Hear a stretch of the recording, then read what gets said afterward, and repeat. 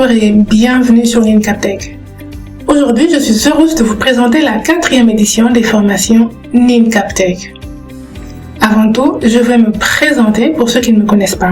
Je m'appelle Nina Kapinga et je suis la responsable et enseignante principale de l'école NinCapTech, qui, bien sûr, est une école de formation de développeurs de logiciels. Unisoft est l'entreprise de développement de logiciels dont je suis la responsable et qui a donné naissance à NinCapTech au sein de son département Unisoft e-Learning. Au sein de Unisoft e-Learning, nous avons d'autres écoles de formation en programmation et bien sûr sur d'autres sujets. Et celles-ci se donnent en ligne, mais aussi très souvent en présentiel. Et maintenant, voici la présentation de l'édition 2021-2022.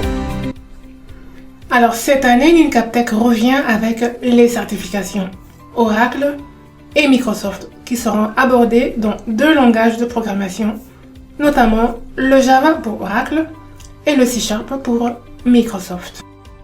Alors, commençons par la certification Oracle. Il s'agit de la certification ou la préparation à l'examen de Java SE11 développeur qui est 1Z0819. Oracle, propriétaire du langage Java, est l'entreprise qui a créé l'examen que vous devez finalement réussir pour devenir certifié Java.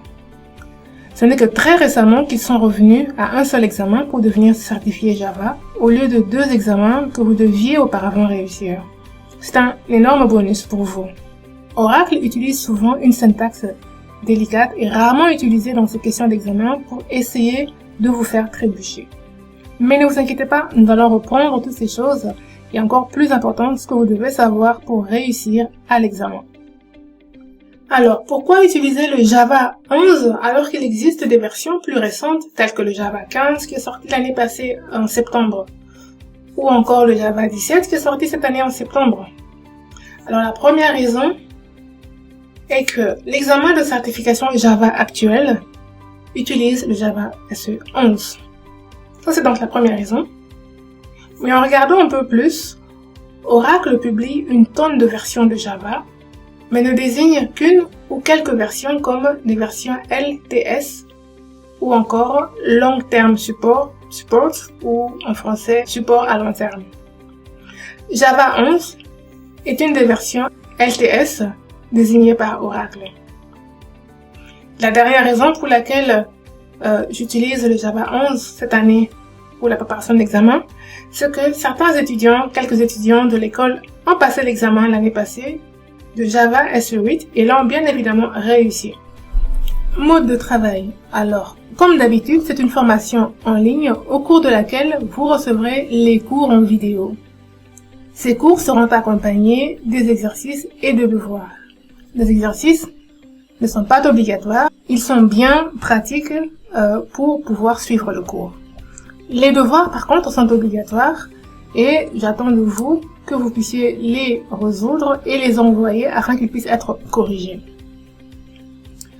Une fois toutes les 2 semaines, nous nous verrons en live, c'est-à-dire en vidéoconferencing via des plateformes de vidéoconferencing comme Zoom ou une autre plateforme en fonction de ce que l'apprenant peut utiliser comme logiciel. Et pendant ces sessions, ou pendant cette session, toutes les 2 semaines en fait, nous allons faire un test ensemble sur ce que vous avez vu les 2 semaines passées. Sinon, en attendant la session en live, vous avez la possibilité de poser vos questions, de poser vos problèmes par mail et nous y répondrons maximum dans les 2 jours qui suivent la date de l'envoi de questions.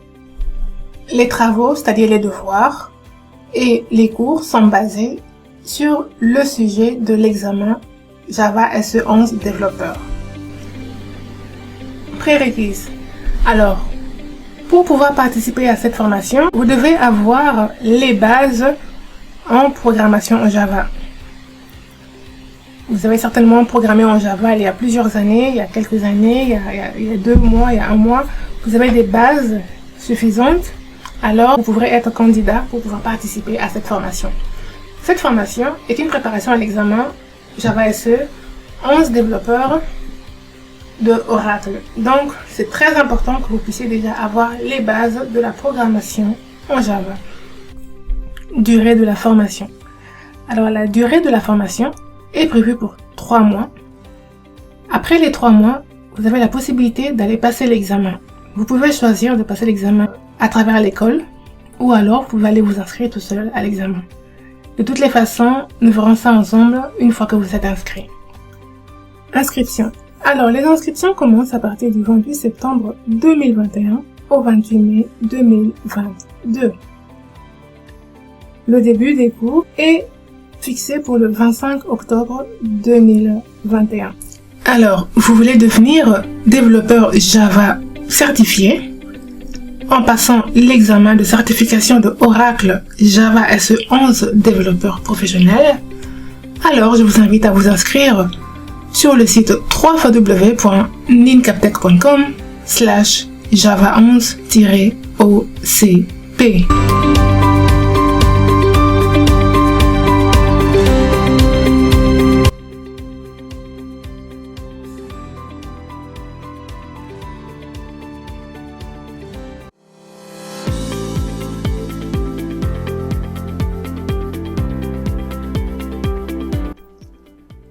Certification Microsoft. Préparation de la certification développeur MTA de Microsoft. Tout comme chez Oracle, Microsoft a aussi plusieurs certifications que vous pouvez passer. Ces certifications sont regroupées par catégorie. Alors, nous allons travailler cette année avec la certification développeur MTA. Alors, une chose à retenir, c'est que chez Microsoft, la plupart des examens de certification restent valables pendant une durée de 2 ans, à peu près. Après ces 2 ans, vous ne pouvez plus passer la certification en question, elle est expirée. Le mode de travail, c'est une formation en ligne. Les cours sont donnés sous forme de vidéo. Vous recevrez des devoirs et des exercices sous forme de PDF ou alors des questions à multiples choix.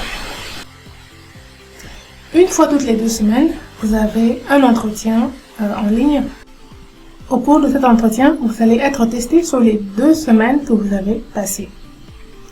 Alors, au cours de cet entretien, à côté de l'examen, à côté du test que vous allez passer en live, vous aurez l'occasion de pouvoir poser vos questions, de demander des conseils et voir en fait ensemble quelles sont vos difficultés et comment les améliorer. Alors, en attendant la session en ligne, vous avez toujours l'occasion de poser vos questions par mail. Et donc, toujours à retenir, la formation est vraiment basée sur le sujet, le contenu de l'examen. Alors, les prérequis. Pour pouvoir participer à cette formation, vous devez avoir les bases principales de la programmation en C# ou en Visual Basic. Ce sont les 2 langages de programmation que vous devez déjà connaître, que vous devez déjà avoir utilisé dans le passé. Et c'est seulement à ces 2 conditions-là que vous pouvez participer à cette formation.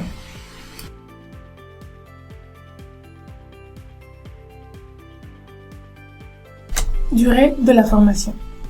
C'est une formation de 3 mois dont les cours commencent officiellement le 25 octobre 2021. Après la formation, après les 3 mois de formation, vous pouvez choisir de passer l'examen à travers l'école ou alors vous pouvez choisir de passer votre examen individuellement. Dans tous les cas, nous allons régler ça ensemble une fois que vous serez inscrit. Les inscriptions. Alors, les inscriptions commencent à partir du 28 septembre 2021 jusqu'au 28 mai 2022. C'est-à-dire que nous accepterons les dernières inscriptions le 28 mai 2022 pour une formation de 3 mois jusqu'au 28 août 2022. Alors, comme je l'ai dit tout à l'heure, le début des cours est fixé pour le 25 octobre 2021 officiellement. Alors, vous êtes intéressé par la formation pour la certification développeur MTA de Microsoft? Alors, je vous invite à vous inscrire en allant sur le site www.nincaptech.com/mta-dev.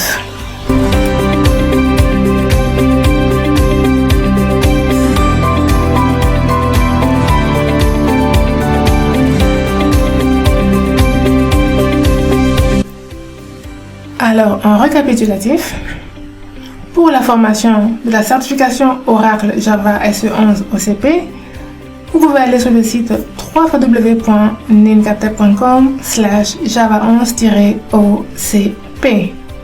Et pour la formation pour la certification de Microsoft Developer MTA Fundamentals, vous pouvez aller sur le site www.nincaptech.com/mta-dev.